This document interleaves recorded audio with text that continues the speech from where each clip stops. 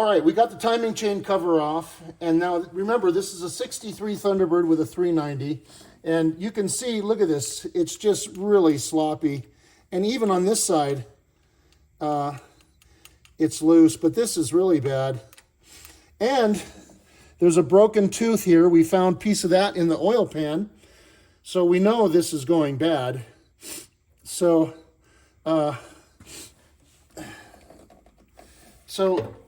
I'm going to turn this. See, and you can see that the cam doesn't even move. See that?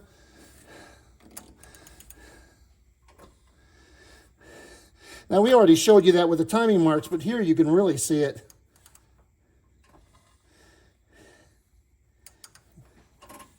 That's a lot. That's a tremendous amount of movement that you don't want. Look at that. Jeez. If this breaks, if it breaks, you can kiss your valves goodbye. Yeah, right here. Here. That's where it is. There's a broken tooth right there, yeah. We found that piece in the oil pan. So, yeah, that's what I wanted to show. All right, so what we're going to do now is we're going to show you just how much a worn timing chain can change the timing. So right now, you can see it's set it's right on 0. Okay? Right on 0.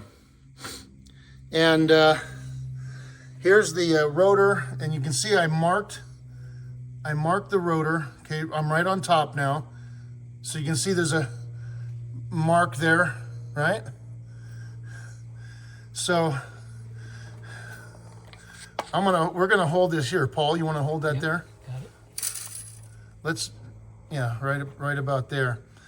And I'm gonna turn this 10 degrees, and that won't move. Right there. Didn't move. Didn't move, and we're at 11 degrees.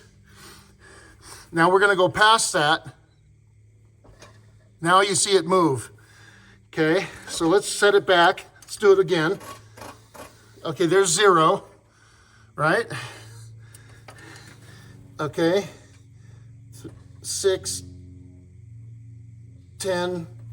Didn't move yet. Didn't move. 11. That's actually, that's past 12 now. So,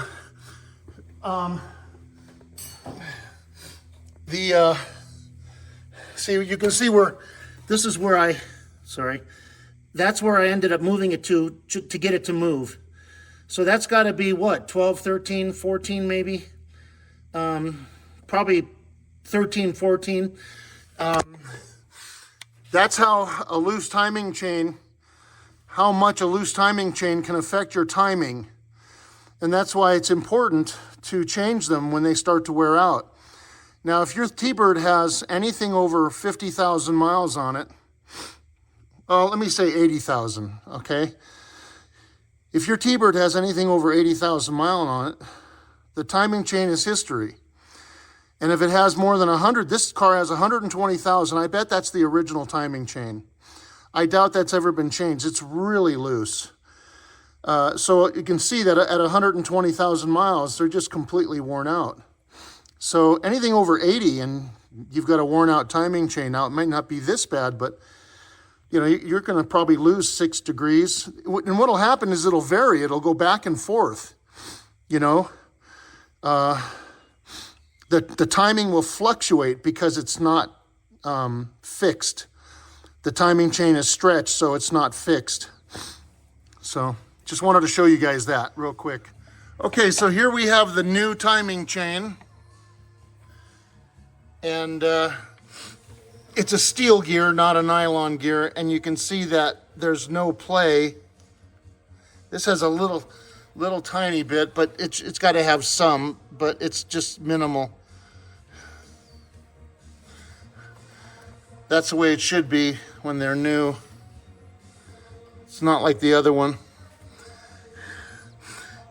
And then now I had to tighten this, which turned it a little bit so the dots are offset. But when you install these, you're going to have these 2 dots pointed at each other, which I did. And then when I tightened this, it turned a little bit. So, but I know they're lined up. And so when you put this lower gear on, you got to have that dot outside.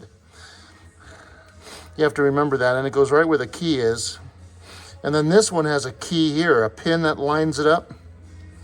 So you can only put that one on one way as well. Okay.